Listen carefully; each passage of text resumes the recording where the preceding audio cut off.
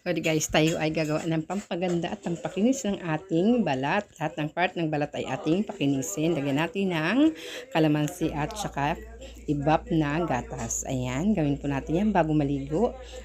Araw-araw ay pwede rin. Maganda ang result. Puputi ang balat at kikinis. Magmumukha kang bata kapag ikaw ay gumawa ng ganito.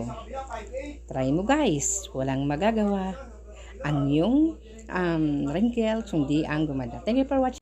Kaya guys, ikaw ba ay high blood? Tsaka mataas ang iyong blood sugar at tsaka BP? Ayan, muna ako. Ang iyong gawin. Kumuha ka ng murang buko ng niyog. O kaya, yan, kunin mo ang has tsaka yung bao. Pagsamahin mo, tapos, yan, tutuluyin mo yan, tapos ilagay mo sa, ayan, ilalaga mo yan. Ang aking ginawa ay hinaluan ko siya ng, yung dilaw at saka yan. Mayroon, yan ang bunot at saka yung bao na ng buko. Ayan guys, kapag kayan ay ininom mo, gawin mo po sa umaga, inom ka ng isang baso. Yan. Bago kumain, yan ang gawin mong kape. Yan, sarap yan. Thank you guys. for watching. God bless. Iwa-iwa ko na guys.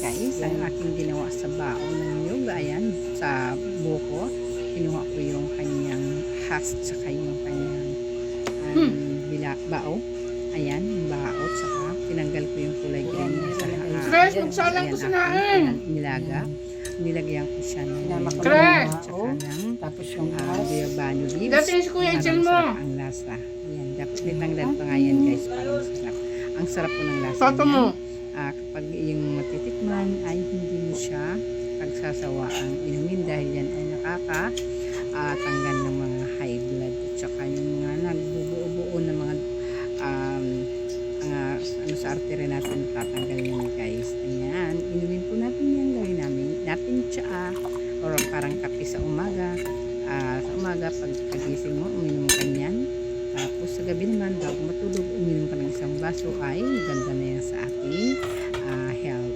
Hindi yan kasalain. At yan guys, ito po yung aking ginawang pampakulay ng ating buhok. Ayan, kulay yan ng buhok natin. Lalagyan natin sa buhok natin para yan ay makintab at saka magpapakulay. Ayan ang ating gagawin sa ating mukha at saka buhok. Ayan guys, ayan ang ating pampaganda ng ating mukha. Ayan, para hindi magkaroon ng wrinkles. Kapag marami kang wrinkles, ayan ang gagawin natin. Maglagay ng halo-haluin po yan, kalamansi at saka yung itlog, saka yung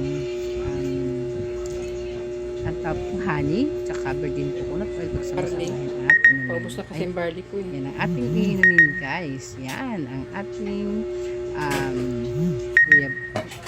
malunggay at saka yan ay luyang dilaw.